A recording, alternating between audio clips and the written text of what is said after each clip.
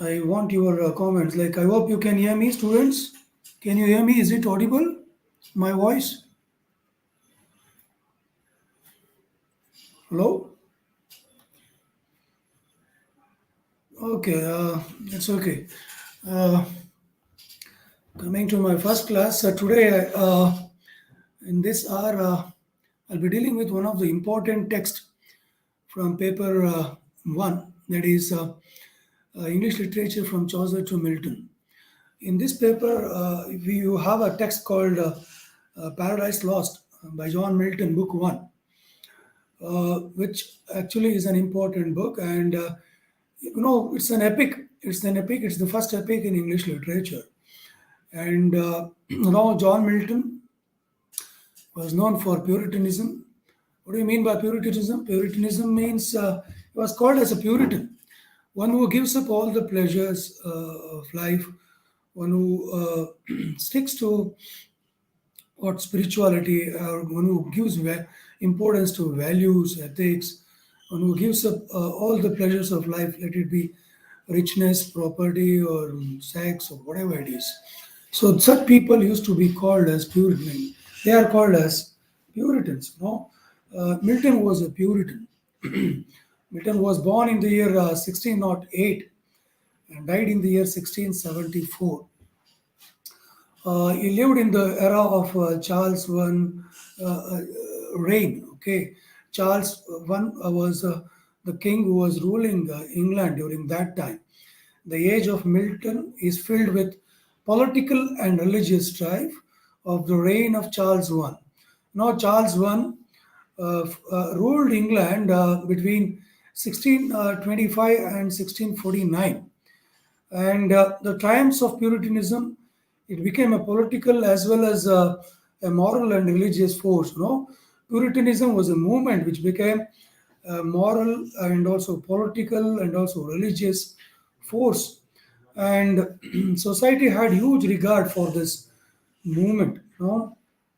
And Milton, again, since his childhood, he had a great desire or ambition for writing an epic, because at the very young age he was immensely influenced or attracted by two great epics of Greek literature.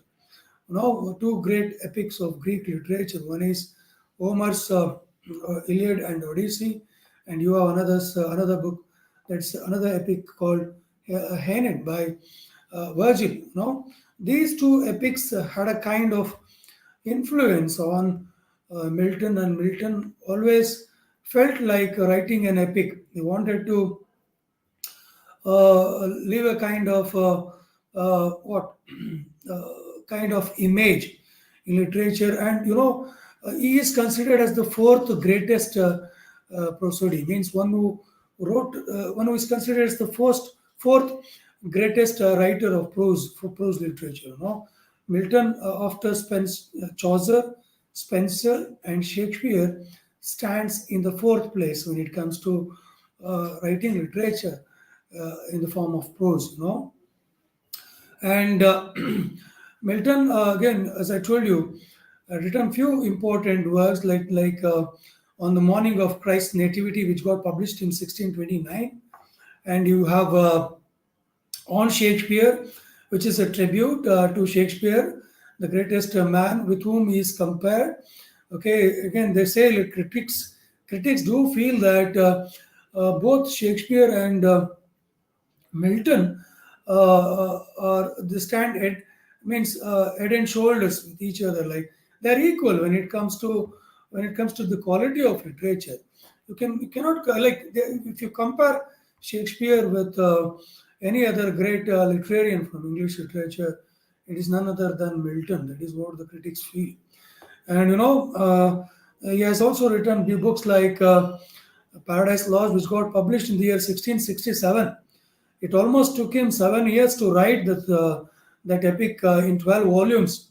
He started to write this epic, Paradise Lost, in the year 1658 and completed in the year 1665, and published this epic in the year 1667. It took almost 7 years to write this epic in 12 volumes.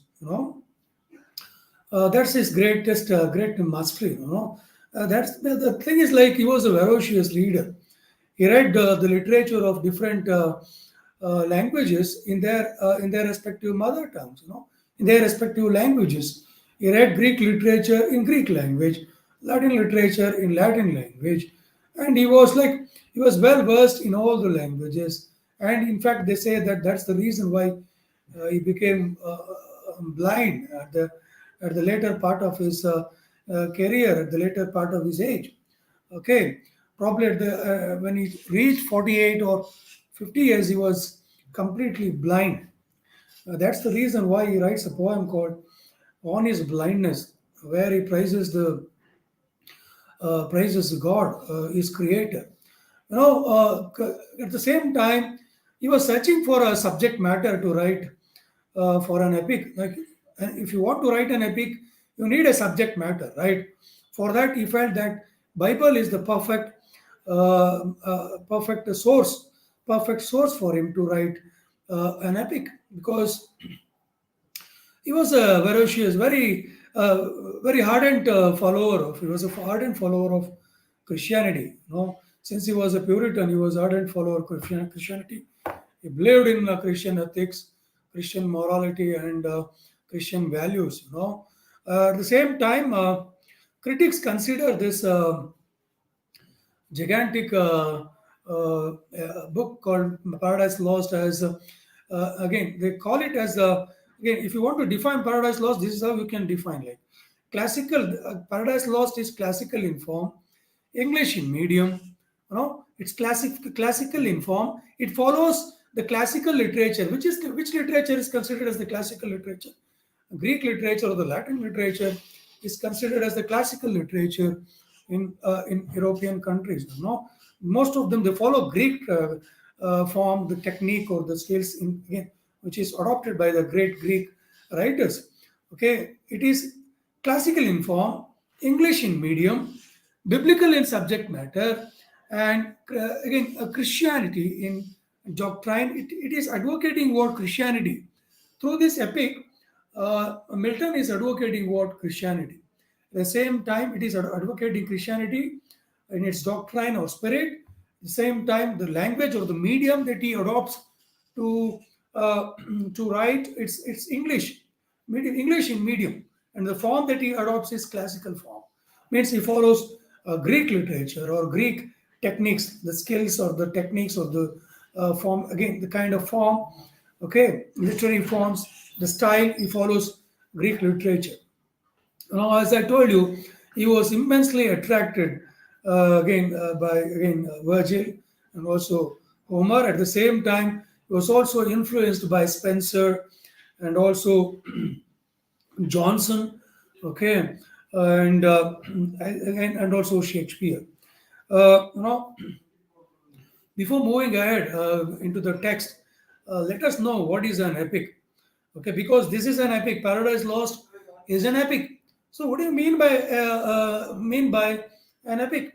So, an epic is a narrative a piece of work. It's a narrative piece of work in verse. Okay, in which heroic actions are related in an elevated style. A narrative the writer here adopts the narrative technique when it comes to verse, a narrative in verse in which heroic actions are related in an elevated style. So epic also means a long poem, typically one derived from ancient oral tradition narrating the deeds and adventures of adventures, narrating the deeds by heroic adventures of great great heroes or legendary characters or figures. Okay, from past history of a nation. Okay, like we have our own two great epics in India, right? Uh, Epics are also called as like mythologies. They call it because in epics you can normally consider again.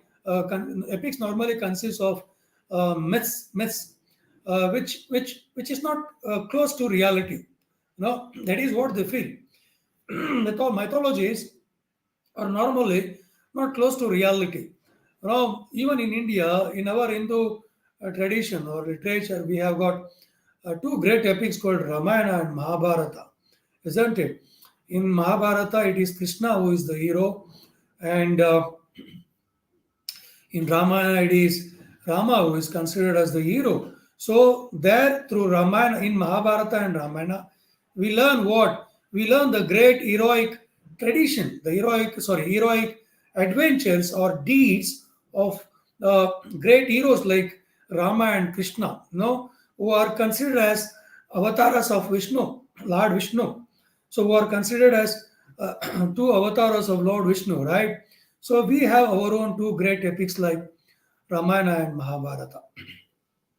As I told you, normally epic should have certain features again to call it as an epic. You cannot call any book as an epic. No, normally, right? Again, epic is considered as the greatest literary art. Anybody can become a poet or a novelist or an essayist, okay, but not everybody has got the quality or talent to write an epic, okay. For that, you need to meditate a lot. You have to sit on a great Himalayas and meditate a lot to write an epic, because to write an epic is like climbing Mount Everest.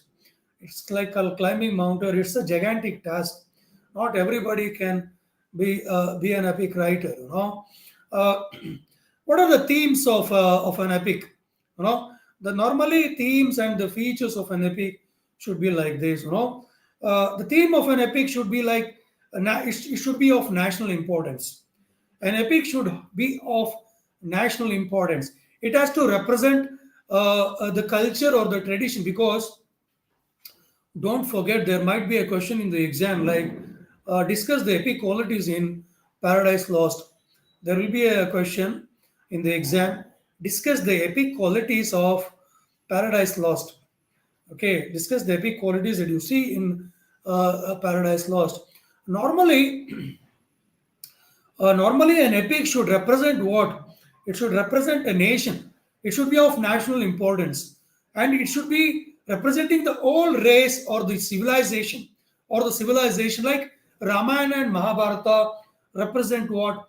Hindu religion. Indus civilization, Hindu religion.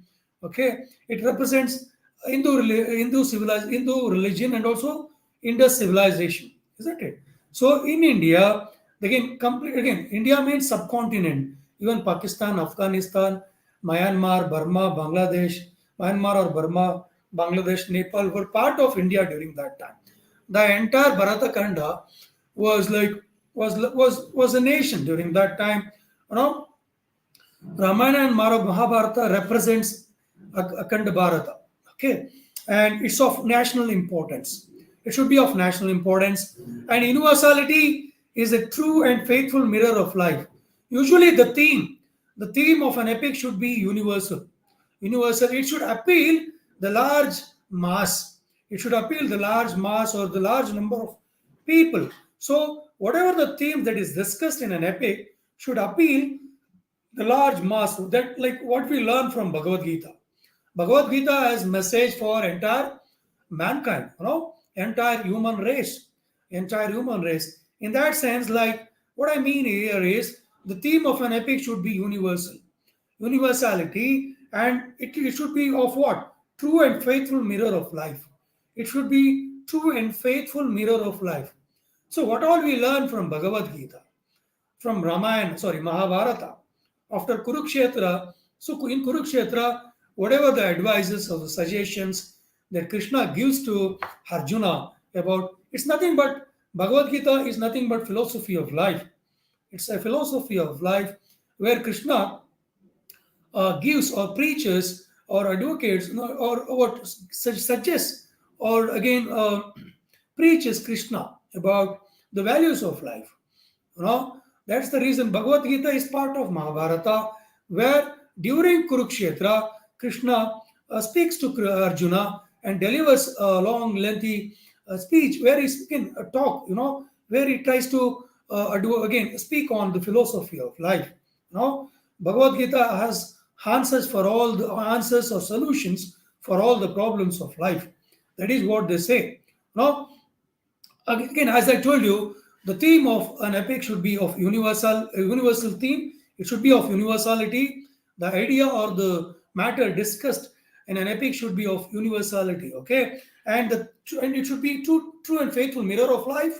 It also had an it should also have what? It should also have an encyclopedic quality in it. Encyclopedic quality in it. ಅದು ಸಮಗ್ರ ವಿಶ್ವಕೋಶದ ರೀತಿ ಇರಬೇಕು. Encyclopedic quality, okay, in it, and at the same time, distilling what the essence of all religious, philosophical, and political, even scientific bearing of its time. And if completely successful, it is likely to be a poem fit for its age. So normally it should include everything: religious, politics, politics, religious, scientific issues discussed in an epic. No, as I told you, Milton, in his youth and prime of his manhood, was consciously preparing himself to write a great epic. But as the time rolled on, the dream began to take a proper shape. The dream began to take a proper shape in his mind. He meditated a narrative epic. He meditated a narrative epic, but as time went on, he decided to write. He decided that a biblical story was the only possible story for an epic. So as I told you, he felt that biblical matter or the issues discussed in Bible can be the source for his epic. And we can see we can see the kind of impact. He uses so many phrases from Bible, okay, from Bible directly in his book Paradise Lost, which is in 12 volumes. Fortunately, we have prescribed only book one for you. And what do you see in this book, Paradise Lost? Again, in this epic, it's the story. Again, the subject matter of this epic is the fall of man. The fall of man is the theme of Milton's epic. The fall of man is the theme of Milton's epic. Even in Mahabharata, it's nothing but fall of man. So it's nothing but fall of man that Krishna again reveals through Bhagavad Gita, right? It's fall of man. So violence ultimately leads towards what? Shanti, peace, isn't it? Kurukshetra means the war.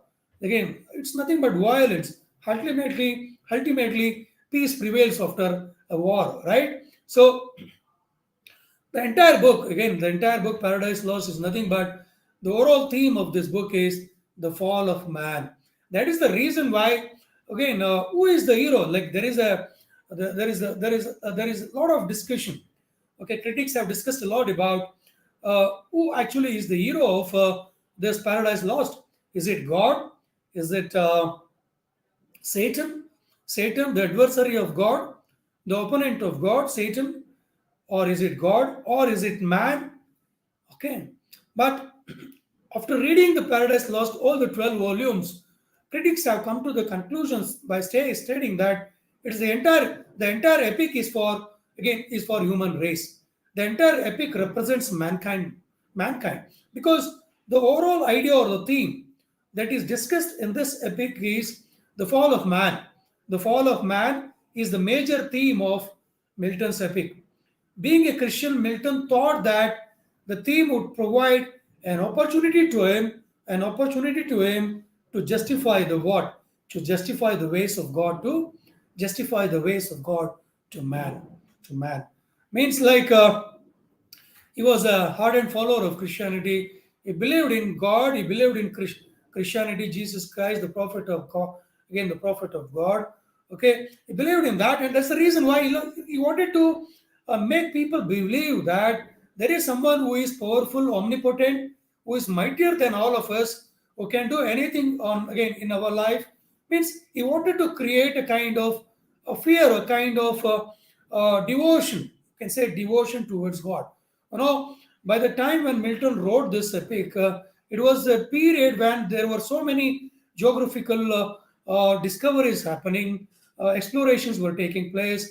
At the same time, made so many scientific inventions were going on, and it's an age where when the industrialization started to begin, like this industrialization, the industrialization actually started during that time due to scientific innovations led to what industrialization, and man started to what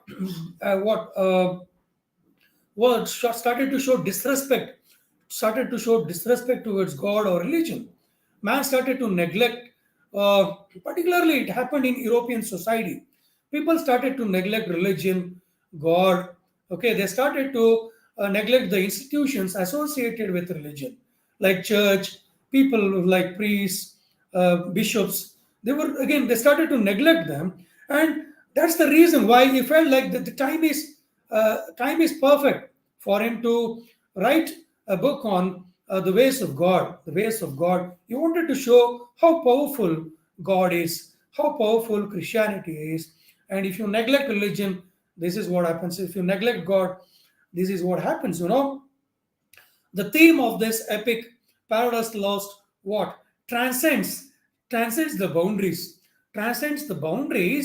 of a particular race or nationality. So this book is not limited only to England or European continent.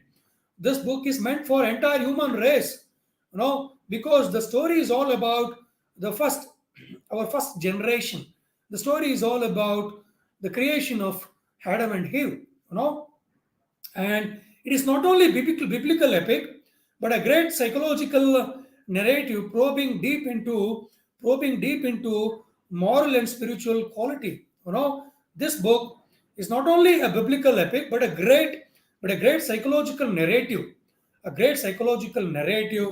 probing deep into moral and spiritual quality that is hidden in human beings. We are all humans after all. He wanted to ignite that humanity that we had lost. Okay, humanity, human values, morality, spirituality, or ethics. So whatever that was that we were losing during that time, so he wanted to chide it. Sorry, he wanted to chide it, and he wanted to ignite that. That's the reason why Milton excels both his great predecessors, that is Virgil and Homer. He excels. He means he transcends or he overcomes when it comes to the literary quality of this Paradise Lost. He excels, means he surpasses two of his great predecessors, that is Virgil and what is the other one? Homer. Okay, Homer, who are considered as the great classical epic writers, And Milton satisfies Aristotle's condition. So Aristotle had written something. He has written something in poetics about tragedy, about epics, about the qualities of an epic. Now Aristotle attributes some qualities that epic should consist of. Like epic should have some qualities, and he follows Aristotle's theory or idea of a perfect epic. Again, Milton as a writer satisfies what Aristotle's condition that a story should have a beginning, a middle, and an end. He follows all those. Again, he follows that basic principle. Normally, a story should have a beginning, a middle, and an end. You cannot end a story abruptly, right? So the story should have these three basic qualities. At the same time, we as readers see it contrived. Again, see how Milton contrives hell and executed. He contrives the story in hell, executes it on earth, upon earth, and also uh, what furnishes again uh, In heaven, the story again links the story as a link between earth, heaven, and hell. Okay, the story zigzags means the story again it juggles between heaven, zigzags, or just again moves from juggles between heaven, hell, and earth. The story is juggles between heaven, hell, and earth because the story has something to do with connected to both heaven and hell. So man is caught between heaven and hell. He is caught between heaven and hell, isn't it? So ಪಾತಾಳ ಅಂದ್ರೆ ನರಕ, so ಸ್ವರ್ಗ ಅಂದ್ರೆ ನಾವು ಯಾವಾಗಲೂ ಮೇಲೆ ನೋಡ್ತೀವಿ, right? So man is caught between the two. If you follow virtues, if you do some noble hacks, if you follow the values or ethics in life, you'll reach heaven. Otherwise, you're directly thrown into hell, which is patala, which is called as patala, right? So we see it is contrived in hell. The story is contrived in hell, executed upon the earth, and punished in the heaven. In the heaven, the theme does not determine the fate of a single person. The theme in this book does not determine the fate of a single person, but of an entire human race, but of an entire human race.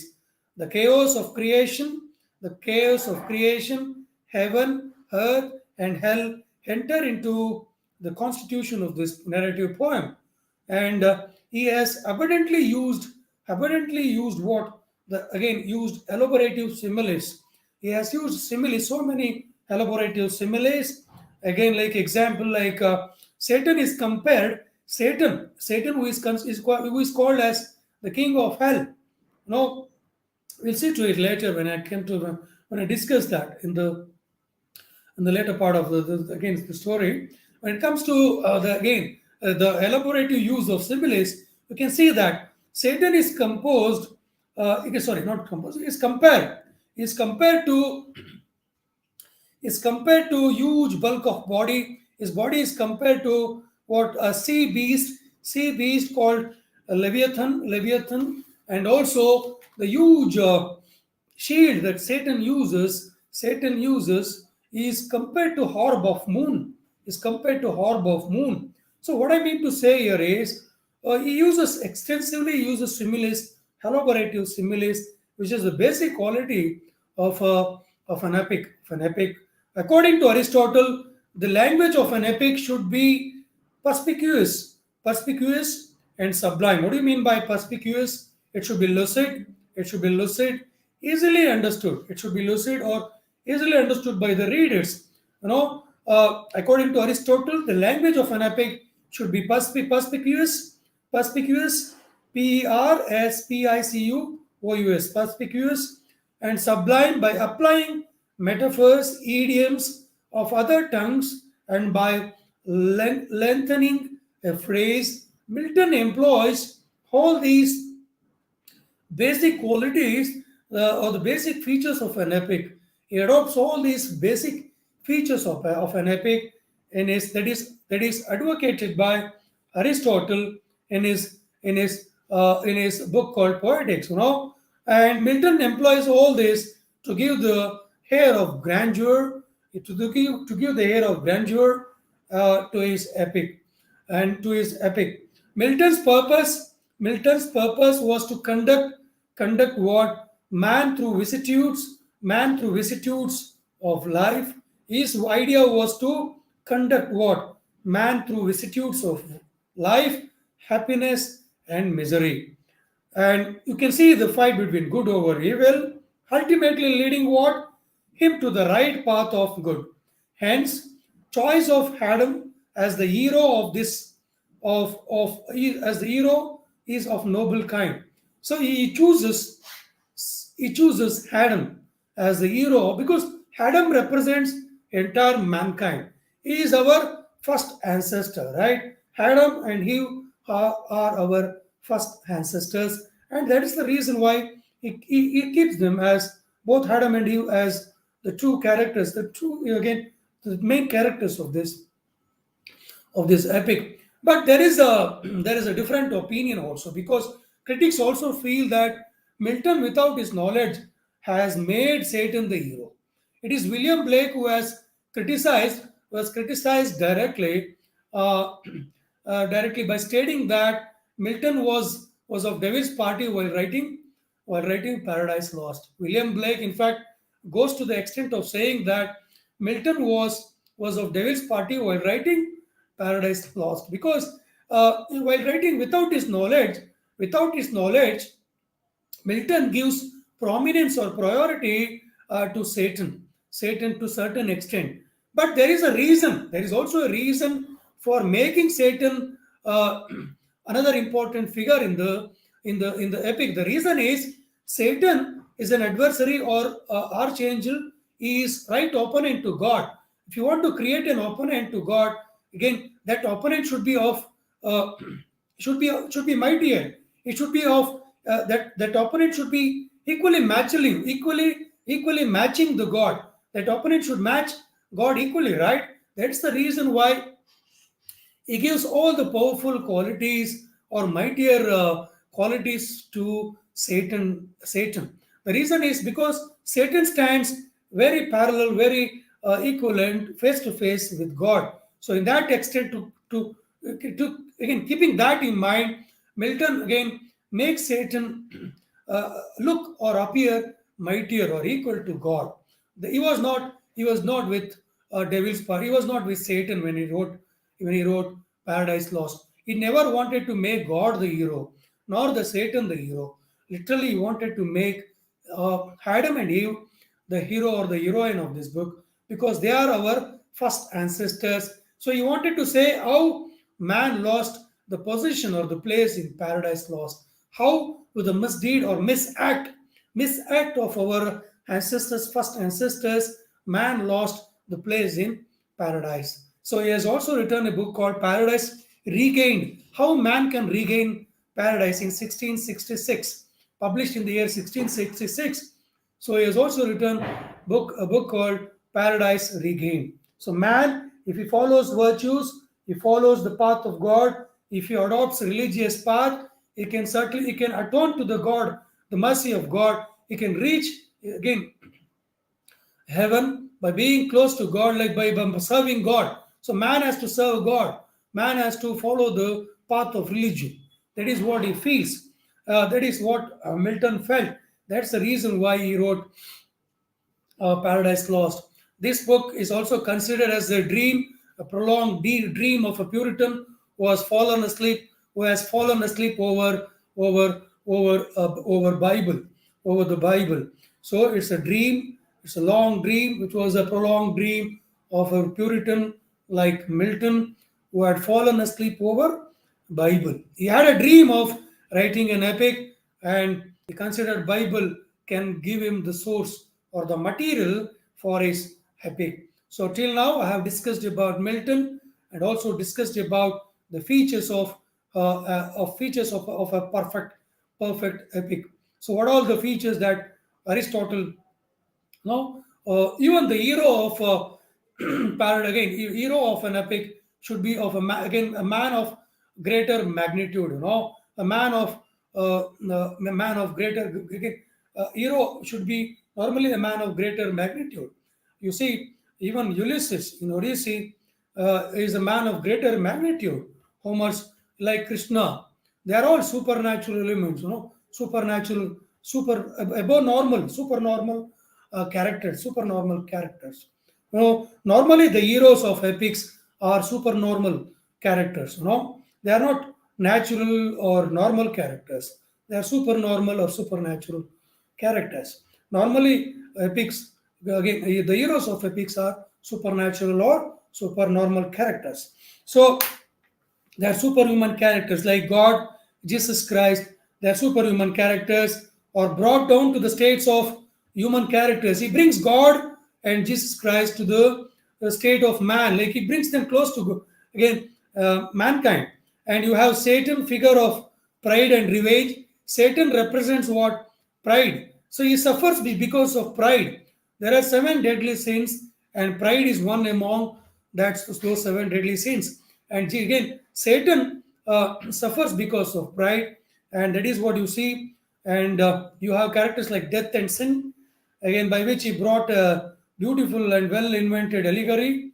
Okay, so how does the poem opens? Then this narrative long poem opens. Uh, it's 12:10. I think I have got another uh, 20 minutes. Let me try to complete the text within the allotted time. And as I told you, let me give you a synopsis or the gist of Paradise Lost.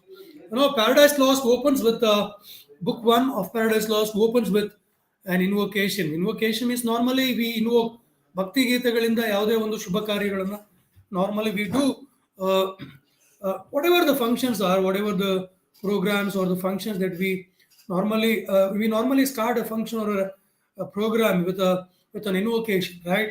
ದೇವ ಭಕ್ತಿ ಗೀತೆ, ದೇವರ ಸ್ತುತಿ, ದೇವರ ಸ್ಮರಣೆ ಮಾಡ್ತಾ ಕಾರ್ಯಕ್ರಮಗಳನ್ನು ನಾವು ಶುರು ಮಾಡ್ತೀವಿ. Usually we start because this is writing an epic. It's a gigantic task. So for that he needs the assistance of God. The assistance of God.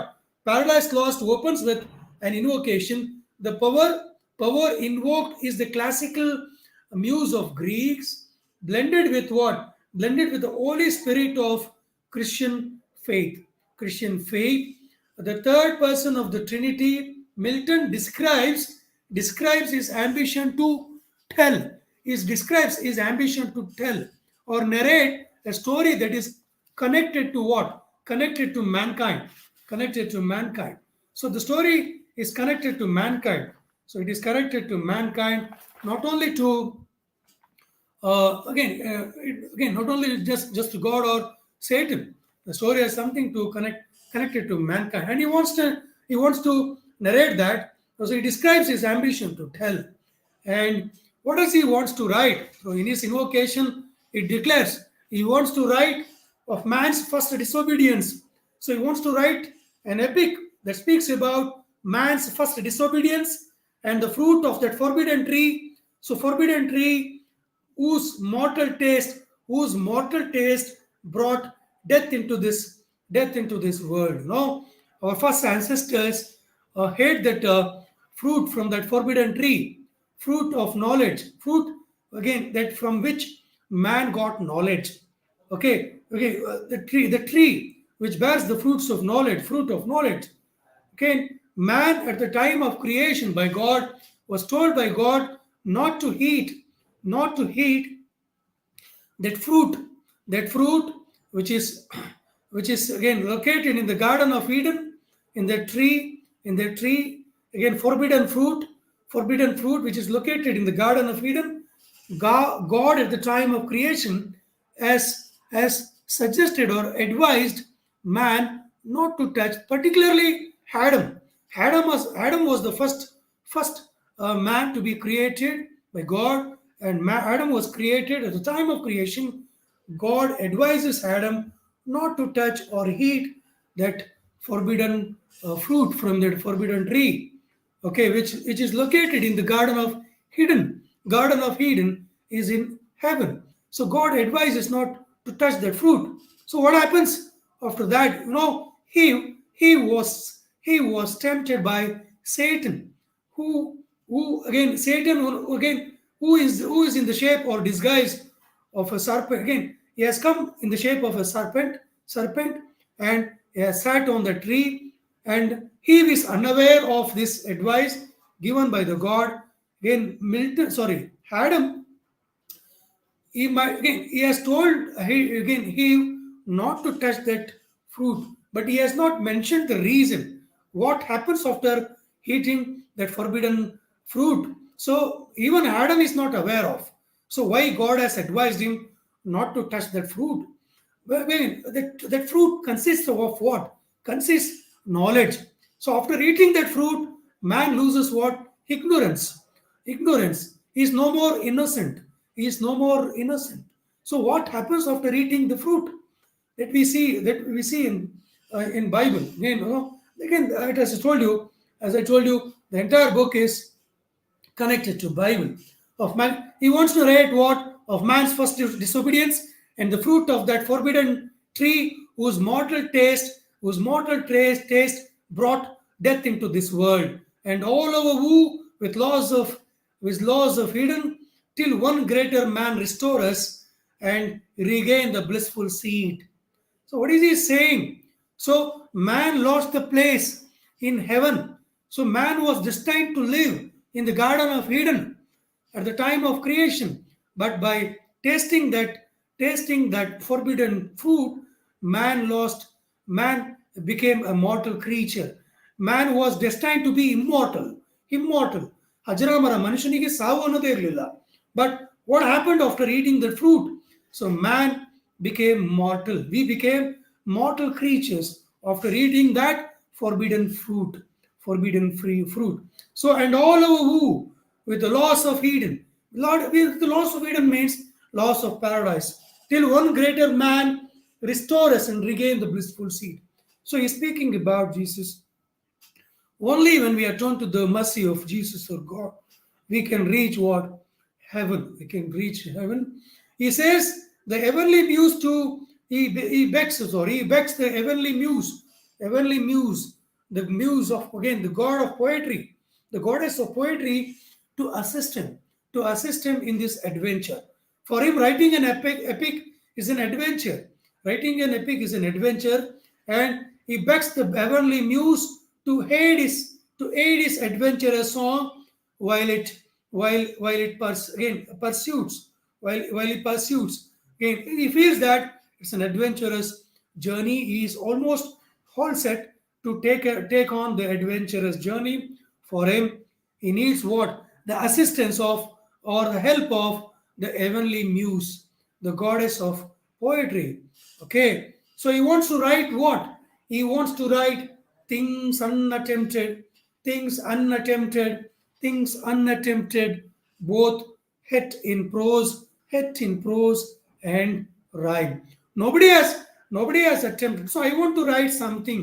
I want to take on an adventurous journey or write an adventurous song related to mankind, which has been unattempted, both in prose and prose and rhyme. Rhyme means what?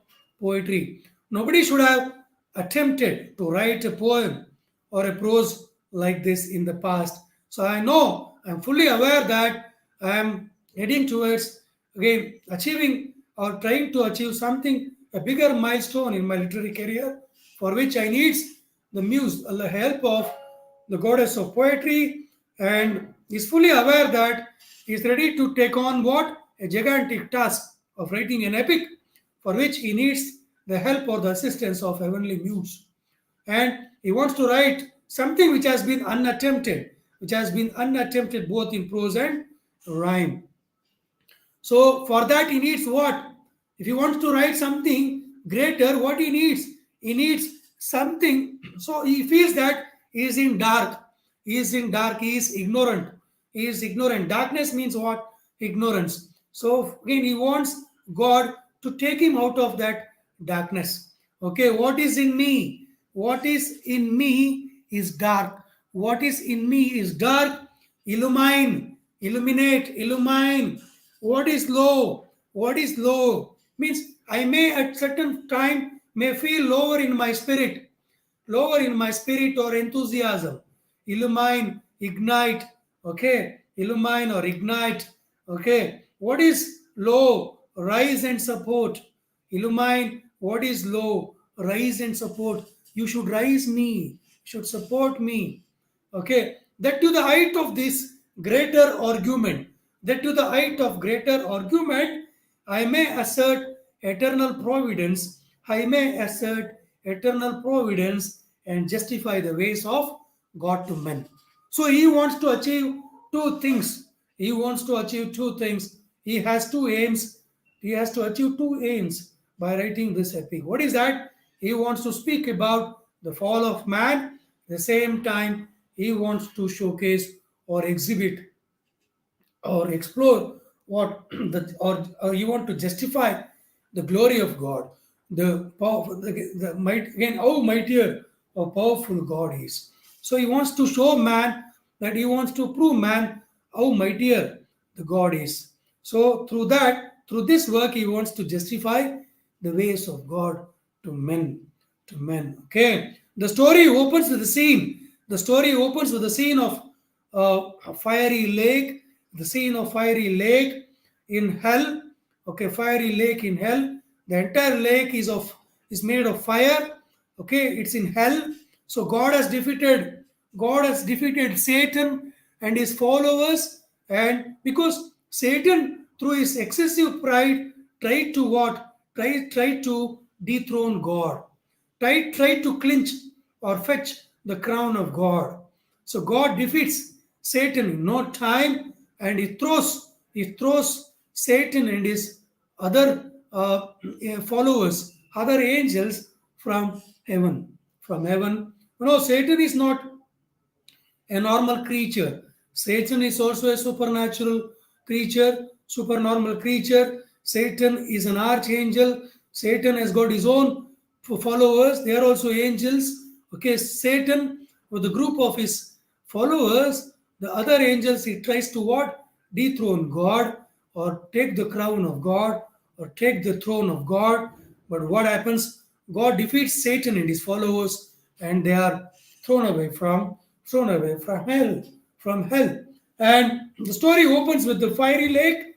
you know Satan and his followers, they are dumped from heaven, and Satan and his followers are lying in that fiery lake. ಆ ಬೆಂಕಿಯ ಜ್ವಾಲೆಯ ಒಂದು ಒಂದು ಕೆರೆ ಅದು, ಅದು ನರಕದಲ್ಲಿದೆ, ಅಲ್ಲಿಗೆ ಬಂದು ಬಿದ್ದಿದ್ದಾರೆ. They are all lying there, okay, in hell, in which lie stunned and shocked, stunned and shocked. Who? Satan and the legion of rebellious angels. Legion means a group of angels. Legion of angels. They have fallen. They are all shocked and stunned and shocked. They are all stunned. They never knew. They never felt that God would give them such a punishment. God would dump them from heaven to hell. They never thought that this would happen to them. They are all shocked, stunned. They are all lying there in the fiery lake, stunned and shocked. The rebellious legion of rebellious angels, who with their leader have been hurled ಅಂದ್ರೆ ಎಸೆಯುವುದು. They have been thrown away, HURLED, have been hurled there from high heaven, hurled there from high heaven by the wrath of God. By the wrath means WRATH, wrath means anger. Okay, by the wrath of God. God was anger, he was furious. God throws them or dumps them, hurls them from heaven to hell. Lucifer also means what? Adversary. He is also called as, otherwise also known as Archangel Lucifer. Is also known as Archangel Lucifer. Lucifer and his followers yielded to the primary sin. What is that primary sin? They yielded to the primary sin called pride, and had used their angelic powers to make us, so to make war in heaven. So they tried to make war in heaven, okay, against their own creator. Like you and me are created by God. God also created angels. These angels tried to defeat God, who is none other than their own creator, okay, seeking to overthrow the God and try to seize his throne and crown. They try to seize his throne and crown. What happens after that? Satan, who is stunned and shocked, tries to mobilize this disordered or disorganized army who are lying there stunned and shocked. He's as a leader, he has got all the leadership qualities. Satan is the leader for all the angels who have fallen there from heaven to hell. Okay, there in the hell, Satan tries to mobilize his disordered army and tries to establish a dark and evil kingdom of his own. He tries to establish a dark and evil kingdom of his own, and he asks them, in fact, he asks his other angels to awake, arise. Very, very strong words. In fact, he asked them, they feel defeated. They have lost the confidence or the enthusiasm to fight a war once again, a war against a God. So they feel defeated. They are completely lost. They have completely lost. Morally, they are defeated. And psychologically, also, they are defeated. They are not in the mood to wage a war once again with God. So he has to mobilize them. He has to boost their confidence. Isn't it? As a leader, he has to boost their confidence. So what does he says? Awake, awake, arise, or be even fallen. Or be even fallen. ಎದ್ದೇಳಿ ಹೇಳಿ ಎದ್ದೇಳಿ ಆಗಲ್ಲ ಅಂದ್ರೆ ಅಲ್ಲೇ ಬಿದ್ದು ಸಾಯಿರಿ ಅಂತ. It's in the sense like if you can't fight a war against God. If you have lost the confidence or enthusiasm, you be there. He wants them to awake, arise, and at the same time, if you can't fight a war against God by joining hands with me, be fallen, be even fallen. ಅಲ್ಲೇ ಇದ್ಬಿಡಿ ನೀವು ಬರಲೇಬೇಡಿ ಅಂತ. So he tries to, with the speed they all rise.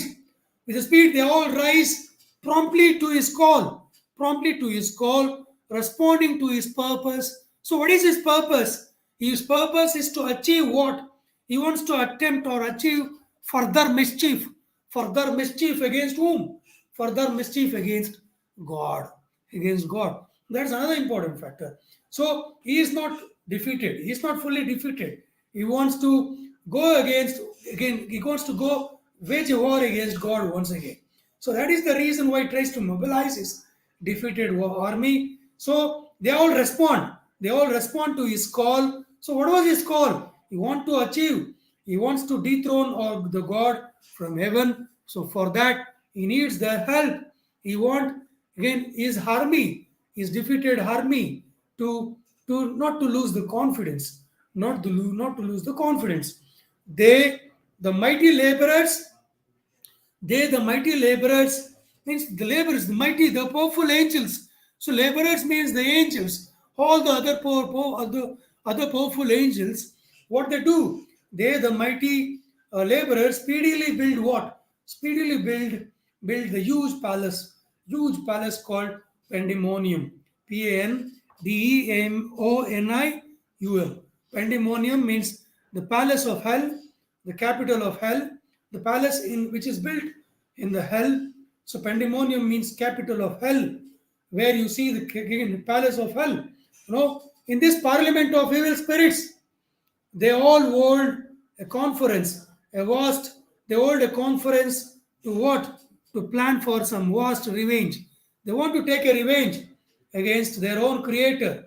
So in order to take a revenge, they have to plan. They have to sit and talk. They have to sit and discuss. For that, in that parliament of evil spirits. So Pandemonium is called as Parliament of Evil Spirits. Okay. Parliament of Evil Spirits. In that Parliament of Evil Spirits, they all discuss about the vast revenge that they have to take. They also discuss about the further mischief they want to commit against God, their own creator. The invasion of heaven once again. In this parliament of evil spirit, some urge upon the warfare. ಕೆಲವು angels, they suggest, let us go on the war again, once again, with God. Let us fight the war with God once again. But at the same time, they also feel, let us invade. Let us invade the heaven once again. Invade the heaven once again. Some urge upon warfare, the others for invasion of heaven once again. But there is also a group of angels who recall or remember the defeat that they have suffered, from the wrath of God. From the wrath of God, they know, they are fully aware of the kind of defeat that they have suffered from the angry God. You know, that is the reason why, again, what they do, they advise Satan, the archangel Lucifer, not to wage a war against God immediately. Immediately, it is not good to go wage a war against God. So for that, they have to sit and plan. They want to build and maintain their own kingdom of hell. Satan supported by his chief lieutenant Beelzebub, proposes a scheme, proposes a scheme which finds general acceptance. They all agree with what Satan, a kind of again idea or the plan Satan has for again to fight a war against God. He has got certain plan for which the other angels also agree upon. They also agree, and so according to that plan, so Satan says or narrates, says something to the group of angels. What is that? So he wants to he wants to play a spoil game. He wants to play a spoil game with God. With God. He wants to spoil whatever that is God, whatever the God creates. So whatever the God's intentions are, he just wants to spoil it. So as I told you, he wants to play the spoil game with God. So there is a place. So what is his plan? His plan is to spoil. His plan is to spoil the creation of God. What is the creation of God? The man. He wants to spoil our first ancestors, who were advised, who was advised by God, particularly Adam was advised by God not to eat that forbidden fruit from the Garden of Eden. So Satan, since he is the archangel, Lucifer, is fully aware of the designs of God, of the designs of God. He knows what God is thinking of, because he is also archangel. Don't forget that he's fully aware that what God intends to do with this creature called man. There is a place. So there is a place, another world, the happy seat. So Garden of Eden, which is located in another world. Okay, happy seed. It's happiest, blissful seed. It's considered as the blissful seed of some new race, of some new race called man, of some new race called man, about this time to be created like us. So he says that at this time, God is planning to create a man, a creature called man. You are again in a remotest place, in another world, God is planning to create a creature called man. Like he has created us, he wants to create a creature called man. But we are all immortals, and those creatures which is called as man, human beings, are also immortals. Somehow he wants to spoil God's intentions by spoiling man. So he is fully aware that God has created man with the advice of not eating that forbidden fruit from that Garden of Eden. By eating that fruit, man will lose his innocency or ignorance. So he'll gain knowledge. He'll try to cover his body. Till then, man was nude. Both Adam and Eve were nude. So by eating that apple from that forbidden tree, man lost both the place in heaven and again at the same time, or paradise. At the same time, man was relocated from heaven to earth. Relocated from heaven to earth. So, who played the spoil game? It is none other than Satan and his followers. So, to be created like us, though less in power, though less in power and excellence, though less in power and excellence, but favored more of him, but favored more of him who rules above, but favored more of him who rules above. Means he's speaking about God. So God is favor, like God has favor or love or regard or affection towards this creature. So he's fully aware that this creature is close to God. God has created with lot of love and lot of care, and he wants to spoil that now. So in power and excellence, but favored more of him who rules above, to be created like us. So God is planning to create the creature called man like us, but less in power. They are less in power compared to us.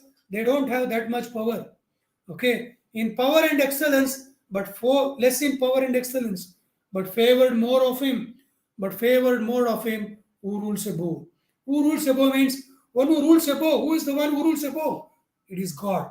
God favors more of this creature called man. And thither let us blend, thither let us bend all our strength, all our thoughts from here on. Thither means from here on, let us bend all our thoughts to learn what creatures there inhabit in another world called Garden of Eden. I'll stop this class here. I'll continue in the next class. I hope I'll complete the text in the next class. Uh, and after completing this text, I'll move on to another new text in the next class. So where I have placed the text now, so this man, this creature, sorry, this archangel, Lucifer or Satan, has got a scheme or a design or a plan to spoil man from again, who is favored by God. So we have stopped there. I'll continue in the next class and I'll complete the remaining part of the text. Thank you, one and all. Have a nice time for again today. See you once again tomorrow. All the best.